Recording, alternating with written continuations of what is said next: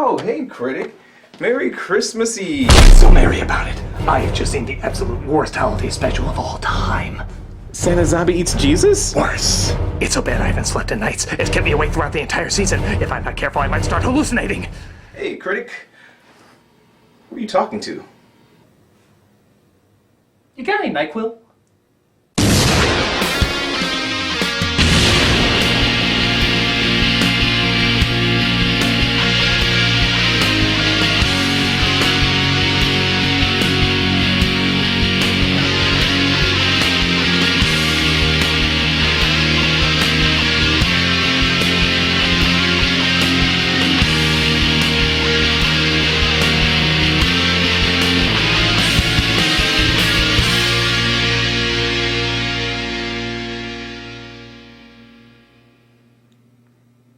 Hello, I'm the Nostalgia Critic. I remember it so you don't have to. And Merry Christmas Eve to you. Or at least it would be, before I found out this unholy abomination existed. That's right, I have found it. I have found the absolute worst Christmas special of all time. Hands down, no comparison, Yuletide crap. It's called The Christmas Tree.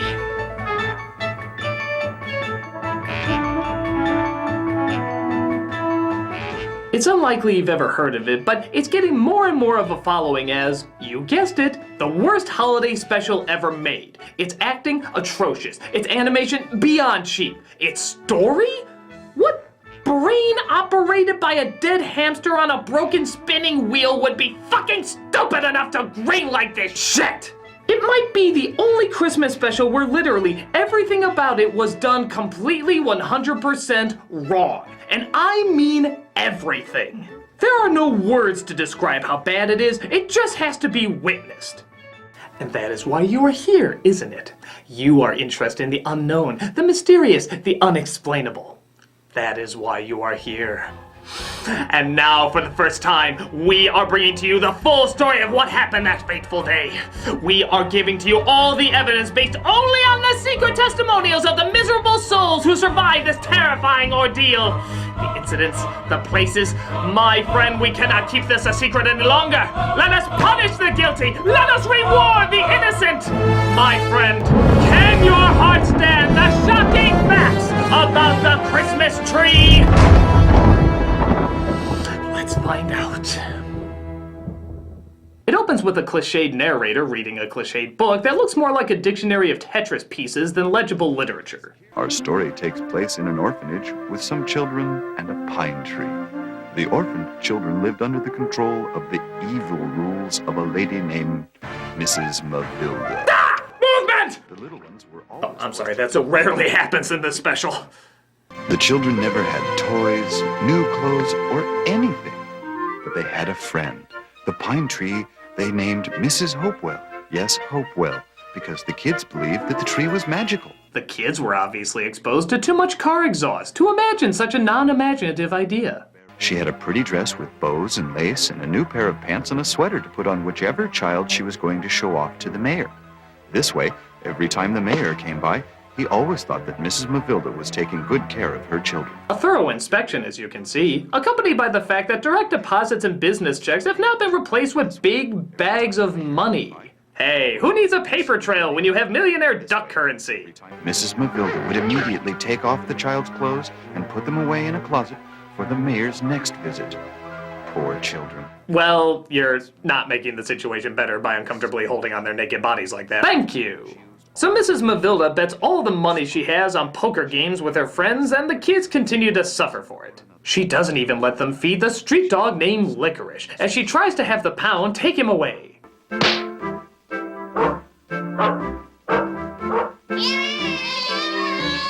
What is up with this kid? The other children are at least clapping and cheering, but he's just rocking his head like a psychopath. Play some heavy metal music over that. I like dogs!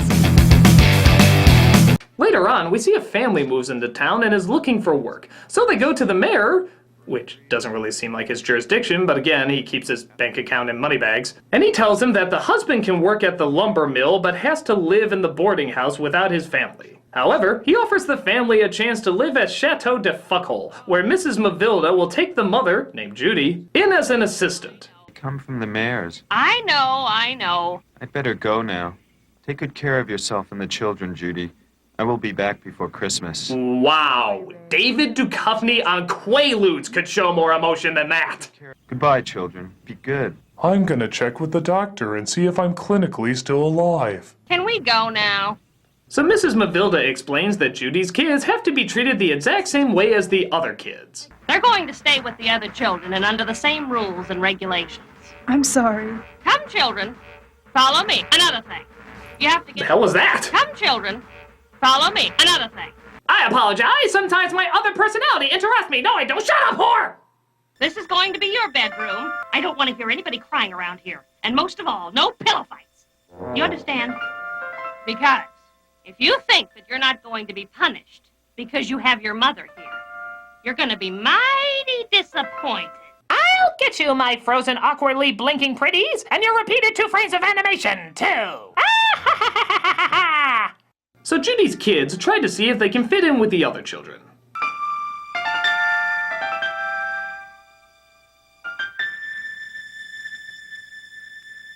Oh, was that supposed to be charming them or satanically hypnotizing them?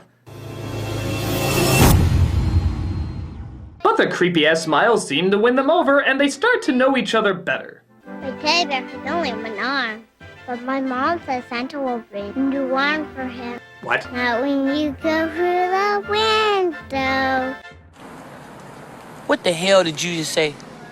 Yeah, I don't know if this kid is the directors, the producers, or even the casting agents, but there is no way she got through any kind of audition process. Justin is busy all year. Mommy, come here and see Mr. Topwell. And besides, I brought the food. She's not technically killing the art of human speech as we know it, but she is the seed that will grow a horrifyingly large oak. Speaking of which, the kids show Judy their only friends, the tree named Mrs. Hopewell and their dog Licorice.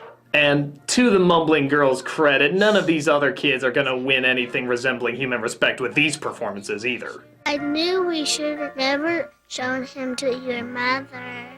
Adults are always the same. I just learned how to speak 3 days ago, and according to the Craigslist posting, that's all you need to be in this movie. Now we have to do something for Mrs. Hopewell, too. I've got an idea. We'll decorate her with her dead brethren. That way she'll remember that no matter how pretty she is, she'll always be thought of as a tool. Much like you children are in this movie. So the mayor sees the kids and Judy getting along and thinks that they deserve even more money. This year I've collected more money for the children's Christmas. I've got enough money here to get the children new clothes. And still some left for their Christmas. Did he just have a Vietnam flashback for a second? I've got enough money here to get the children new clothes. And still some left for their Christmas presents. Here you go, Mrs. Mavilda. Here's the 2 bags. My God, he didn't even give the amount. He just said 2 bags. I don't even think he measures the money in terms of numbers. I think he literally measures it in bag size.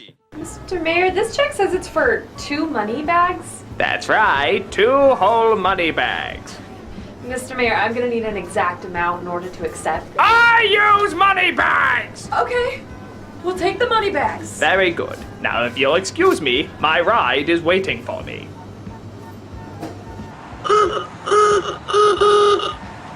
I'm glad those poor little things aren't going to have to spend another winter in patches and rags. By the way, where's Judy? Oh, Mrs. Kindle. Good that you're here. I just gave Mrs. Mavilda the That's awfully money. quick. I didn't even hear a footstep. Would she just beam herself into the room? By the way, where's Judy? Oh, Mrs. Kindle. Good that you're here. So the mayor wants her to pick out fancy new clothes for the children as Christmas gifts. But the kids don't know what Christmas is, so Judy explains. Christmas is a pretty and happy time of the year.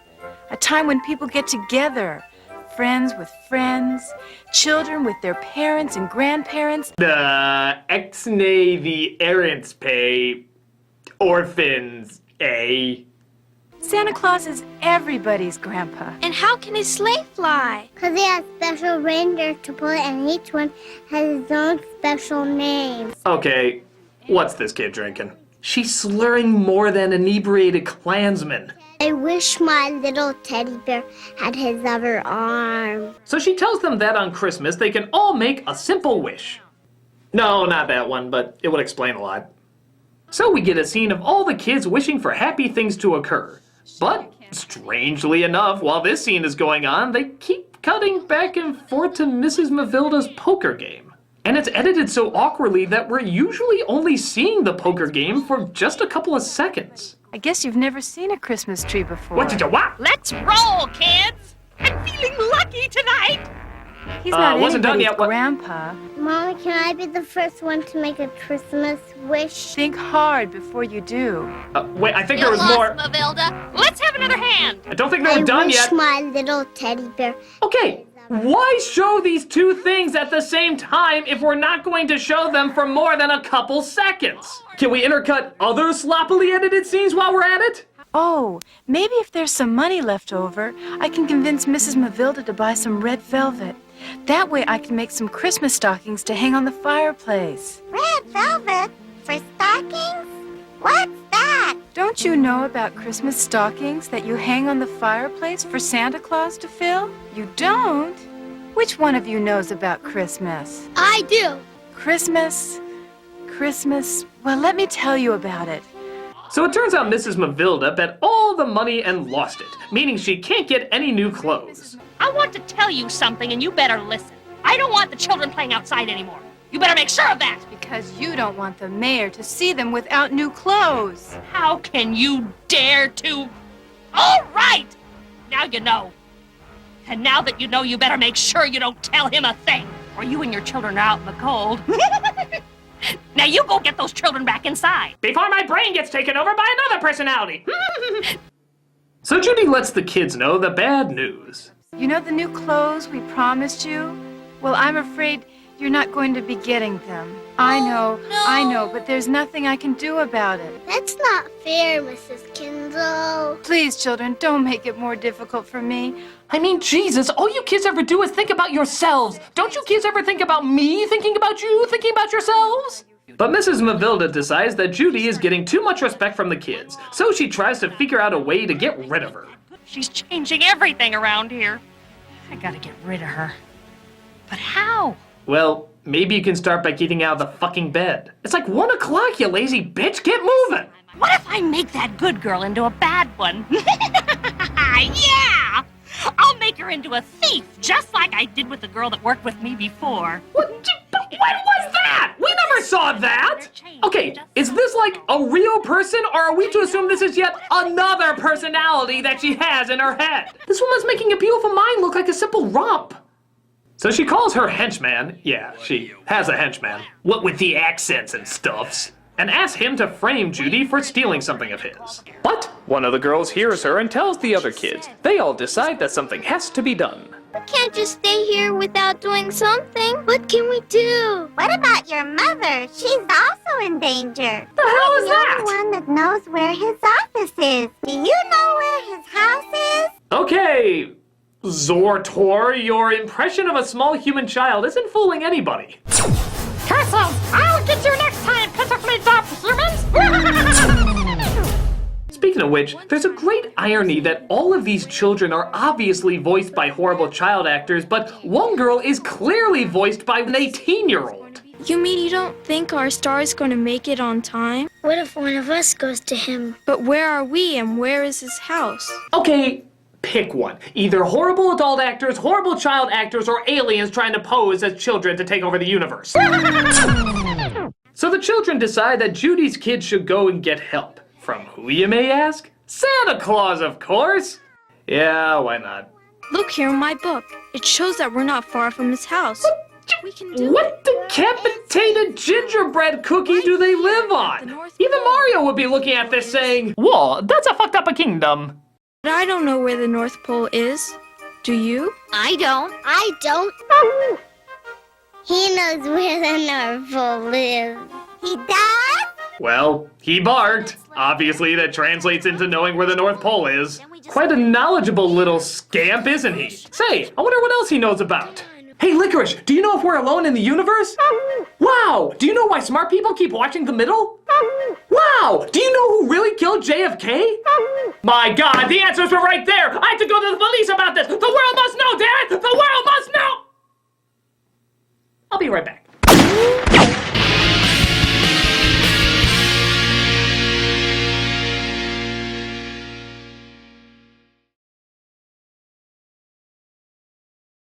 What? Another commercial? Well, this one's really quick. I just wanted to tell you that at theawesomestore.com we are extending our sale on our DVDs and also our charity drive pictures. So that is going to be going until the 1st of next year. So you can still get the good prices on that. Also, our metal prints are in and they're being shipped out even as we speak. If there's any more left, you can take a look, see if you can order some more. And that's about it. Back to the show. Oh, also, you will die if you don't know this. So Judy's kids go with Licorice to find the North Pole. Don't be mad, Pappy. I just had to come. She's down there, kid. You're staring at nothing right now. Please look down. Please look down. Please look down. There you go. But they come across some troubles on their search.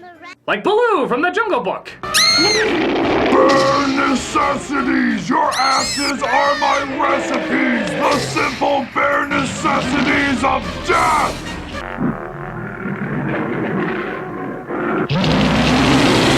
Jesus, they couldn't even make it a polar bear. Even Santa Claus Conquers the Martians got that one right. Help me, Pappy, help me. God damn it, you're hanging on for dear life. Show some fucking emotion, you little twat! Even in death, I don't care.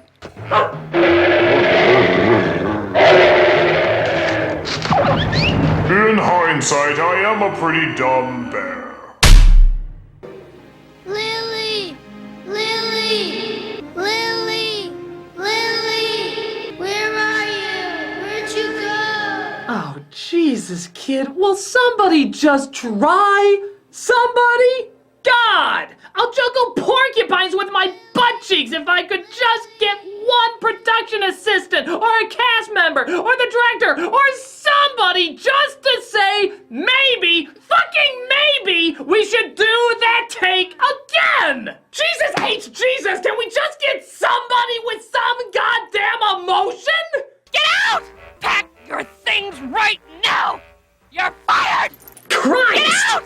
Spastic hyenas aren't as loud as you. You're fired! You're blowing out the volume levels. I don't think the microphone has an insane bitch setting on it. Except maybe in her case. Frank? Do you still have that electric chainsaw of yours? So Mrs. Mavilda calls her henchman to cut down the tree. Oh, sorry, Mrs. Hopewell. They've established such a strong presence with her, I'm surprised I forgot. As the kids go out and try to stop them. Nobody cuts Mrs. Hopewell until we talk to the mayor. Show them the saw! Whatever you say, ma'am.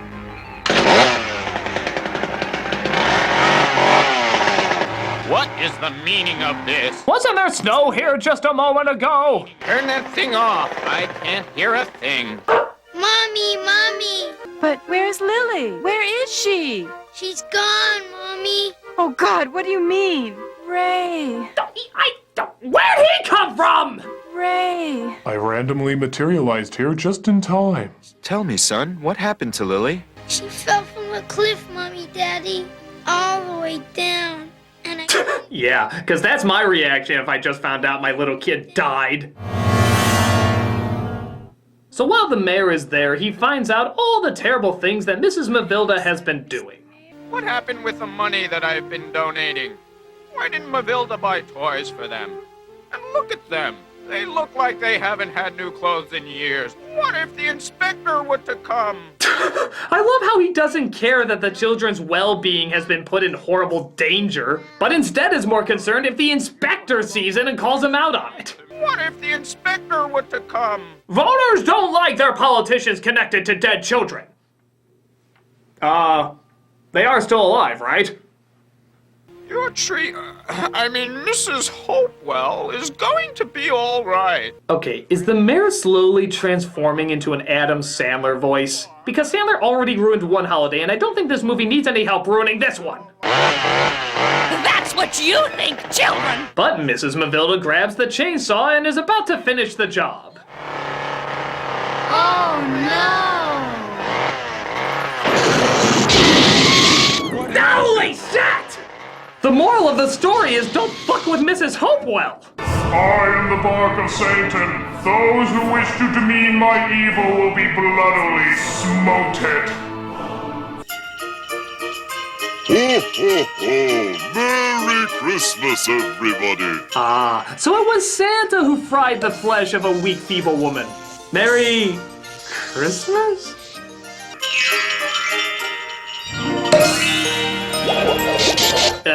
I think those lights are supposed to actually be on the tree and not a little to the left of the tree, but I guess it's the thought that counts. And clearly none of that went into this at all. Mommy! Oh, Lily, I'm so glad to see you. I missed all of you, Mommy. And the disturbing Santa coquette agrees. Look, Santa's leaving. Peace be with you all. What's this shit on my shoulder? Oh, I guess it does that. Okay. Have a Merry Christmas and a Happy New Year. Yeah, creepy voice Santa has no time for individually visiting houses anymore. He just sort of air bombs gifts now, in the hopes that whoever picks it up in the morning will like it or some crap. So everything seems to end happily. Look, even Mrs. Mavilda somehow got out without a scratch on her. How the flying fuck do you do that? And Mrs. Mavilda, well, Mrs. Mavilda, she's going to be all right. From what I've heard, she went back to work in the orphanage as Judy's assistant. True that lightning fucked with her head and she constantly pisses her pants and calls herself the chicken god, but aside from that, she's gonna be all right. Well, don't worry about Mrs. Mavilda. She's good now. She learned that you always win when you are good. Merry Christmas, everybody. Oh, and I suppose that's your half-assed little message at the end, right? Mm-hmm. Yeah, no, it's good. It's really good. Really good. I like it. You did a good job. You did a good job, Special. It was. It's only 45 minutes. It felt like an eternity, but you did good. I just so love it. I did everything. All the characters, everything about it was so good. I just love it. You did so good. I just love it. You did so good. Everything. I love it. It's just so funny. I just love the Christmas tree. How can I enjoy it? Fuck you! Do I even need to say what's wrong with it? Not really. It's pretty obvious. Horrible acting, horrible writing, horrible directing, and horrible animation. But here's the thing. A lot of people are saying this is the animated equivalent of The Room. One of those films that's so hypnotizingly bad that it's actually good. And in some respects, they're actually kind of right. This can be very entertaining to laugh at and make fun of. Everything is so awkward and strange that you can't help but burst out into hilarity. But the problem is, it's a Christmas movie. Christmas. Really think about that. This is the season where even the worst holiday specials at least try to give something either entertaining or heartfelt because they feel they owe it to such a beautiful time of year. And what does this film end up giving us? You always win when you are good. Yeah, this is the holiday where charities all over the world go up. And people give more than ever to those who have so little and expect nothing in return. They do it because they know it's right, and this is the time to celebrate what's good in the world. And what does this film end up giving us? You always win when you are good. This is the time of year that brought a war to a halt. Because the message of goodwill toward men was so strong. Because it was a symbol to stop hatred, stop killing, stop everything spreading anything that didn't equal love and respect for everyone in the world. This is a holiday that is that powerful. So, just to reiterate, you Christmas special that clearly understands the holiday you're representing, what then is the meaning of Christmas? You always win when you are good. Yeah, Because that's what Christmas is. That's what Christmas is. You got it, special. You fucking got it. No, you didn't. And that's why this is the worst special. I'll tell you why. Because Christmas is not about that. It's not about that dumbass little message just trying to throw in at the last minute. You know what? It's not even really about giving or sharing or love or anything about that. That's a part of it, but there's something even more important. You want to know what it is? I'll tell you what Christmas is. Christmas is effort. It's putting effort into that kindness. It's putting effort into that sharing. It's putting effort into that loving. Because anyone can just give something. Anyone can just buy something, whether it costs $1 million if you're rich or nothing if you're poor. But by God, it's the effort you put into it. If you got something someone really wanted, then that's effort. Or if you made something that somebody didn't even know they wanted, that's effort. That's loving. It's putting the effort into that stuff. And that's something that's clearly not in this special. They just slapped it together, didn't give a shit. And you can't do that on Christmas, man. You have to try. You have to try to make this stuff good because that is what we're trying to do. It's about putting effort in something that's even bigger than yourself. Because when somebody comes up to me and wishes me a holiday from a religion maybe I don't celebrate, if somebody said Happy Hanukkah to me, I'd wish Merry Christmas back. You know what? We'd be fine with it. You want to know why? Because we're both sharing something that we believe is bigger than ourselves. That is putting effort into that. That is celebrating something that's wonderful and loving and unbelievable. It's putting that effort into Christmas, into sharing something so great and fantastic. Let me show you something. Follow me, Mr. Cameraman. Follow me. You know, it is all about effort, because that is what we're trying to do here. We're trying to all come together so that we can celebrate and put that effort into everything that is good with the world. Like these people right here. Look at how much effort these people put in all the time. Unbelievable. Come here, you guys. These are people that work behind the scenes, in front of the scenes, all of a sudden they do such a good job. Guys, you've been doing so great. You got that guy with the glasses audience watching right now. Is there anything you would like to say to him this Christmas Eve? God bless us, everyone. Merry Christmas, Mr. Pointer. How about you? You got a movie quote? Not really. But as we approach the new year, just know that we always want to get better and don't get drunk. See, that's effort. Whether it be just a movie quote that means a lot to him or, you know, something very sincere, that's effort. I love you guys. You guys are awesome. But it doesn't stop there, because we keep going out here showing more of the effort, more of the... It's about this guy. Christmas is about this guy right here. That's right, the cameraman, my brother Rob. He's been working so hard. Hey, no, stand up, come on. You've been working so hard. You got everybody watching it right now. Anything you want to wish people this Christmas? Merry Christmas? Oh, come on, you do better than that, come on. And Happy New Year. Come on, bigger than that. You filthy animal. Oh, for God's sake, you can't think of anything better to say on Christmas Eve? Okay, fine. It's a little hard to get into the Christmas spirit with the way it's been over-commercialized and stuff, but really when you think deep about it, Christmas is not just a bunch of things that you buy, it's about an attitude, a spirit, something you carry with you in your heart. When 2,000 years ago, a man was born into a stable, not adorned with gifts and presents and stuff and trees, but born into poverty. And you see that every day when a child does something nice for his grandma, or when, we give things to homeless people. It's something that lasts, that endures and goes on and on till the mountains may fall and the hills turn to dust. Okay, take the camera. Okay, here, out here. Okay. It's about believing in something bigger than yourself, like I said, and putting that effort into it, because you don't have to believe in Christianity or Catholicism or any of that stuff. You don't have to be any religion. You just have to believe in humanity, and that's what's so great about it. It's believing in the best of humanity and the effort it puts into that bestness. It's about these two. This is my mom and dad. They put so much effort into raising me, because they are so awesome that way. This guy joined the Navy so he could help support and raise us, and my mom, she was gonna be an opera singer. But she had 2 kids and said, you know what, I'm gonna spend my life dedicated to that. And that is so unbelievable, and that is Christmas. That's such goodness. There's such goodness in these people. So, Dad, you got so many people watching right now. Is there anything you want to say to that guy with the glasses audience on Christmas Eve here?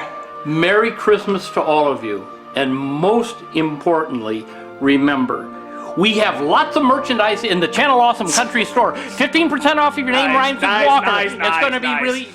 That's the kind of ham he is. That's the kind of guy that my dad is. You can see where I got my terrible sense of humor, but nonetheless, he has spent... come on. But nonetheless, he has worked so hard to raise us, and he has just been so positive, so upbeat, and I love my dad. And Mom, I got a question for you. It's a question I really wanted to say for you because you're so loving and you're so heartfelt and everything. There's a lot of people out there who don't associate Christmas with the best stuff. Maybe they don't have many friends or much family, and maybe they're spending it alone, or maybe they associate it with a bad time. There's so many bad things that happen out there, and Christmas is such a good time. And I know you feel it, you feel like I feel it. What can you say to people out there who are not having such a good Christmas? You know, this is the time of year to reach out to someone else who is lonely or is having a hard time and do something nice for them, because when you do that, you will feel less lonely inside of yourself as well. It's a perfect time of year to do something for somebody else and think of others. That's really nice, Mom. Thanks so much. This movie sucks balls, but I love you. Merry Christmas. Merry Christmas! Merry Christmas!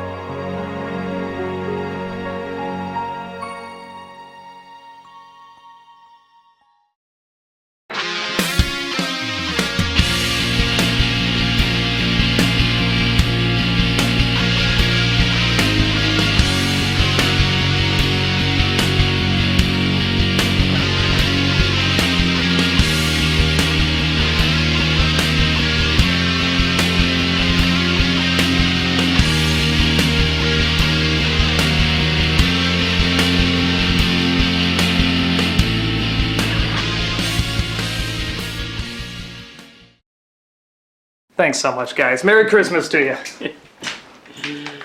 Who the hell was that?